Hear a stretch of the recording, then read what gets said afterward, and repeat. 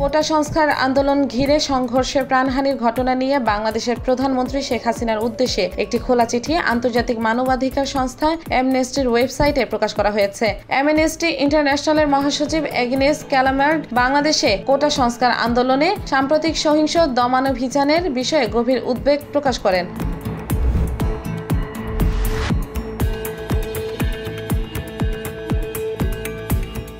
বাংলাদেশে বৈষম্য বিরোধী ছাত্র আন্দোলন মার্চ ফর জাস্টিস নতুন কর্মসূচি পালন করবে বুধবার দুপুরে। বৈষম্য বিরোধী ছাত্র আন্দোলনের অন্যতম সমন্বয়ক আব্দুল কাদের মঙ্গলবার রাত 11:15টায় অনলাইন অ্যাপ টেলিগ্রামে এই ঘোষণা দেন।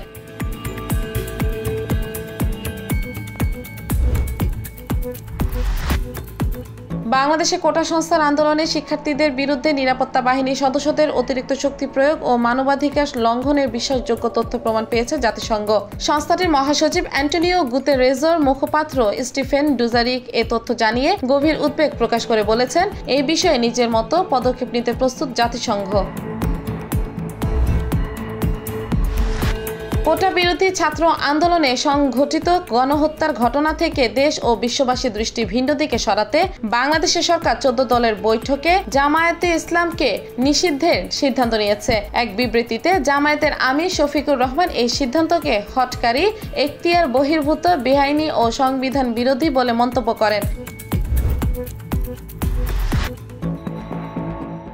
ফিলিস্তিনের গাজা যুদ্ধের কারণে আমেরিকায় বেড়েছে মুসলিম বিদ্বেষ, একই সঙ্গে বেড়েছে মুসলমানদের উপর হামলা ও বৈষম্যের ঘটনা। চলতি বছরে এই ধরনের ঘটনা আগের তুলনায় প্রায় 70% বেড়েছে বলে জানিয়েছেন আমেরিকান মুসলমানদের অধিকার নিয়ে সোচ্চার থাকা সংগঠন council on American Islamic relations.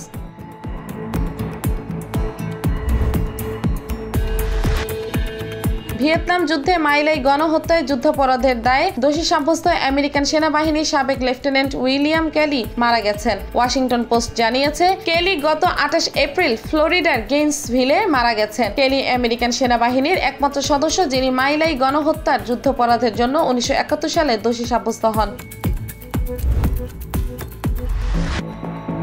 ইসরায়েলে বন্দী এক ফিলিস্তিনিকে ধর্ষণের অভিযোগে দেশটির 9 জন সেনা সদস্যকে গ্রেফতার করা হয়েছে। ইসরায়েলের নেজেব মরুভূমি কুখ্যাত সদে তেইমান বন্দী শিবির থেকে তাদের গ্রেফতার করা হয়। অভিযুক্ত সেনাদের গ্রেফতার করতে সদে তেইমান বন্দী শিবিরের অভিযান চালায় ইসরায়েলের মিলিটারি পুলিশ। এ সময় সেখানে থাকা সেনা সদস্যরা তাদের বাধা দেন।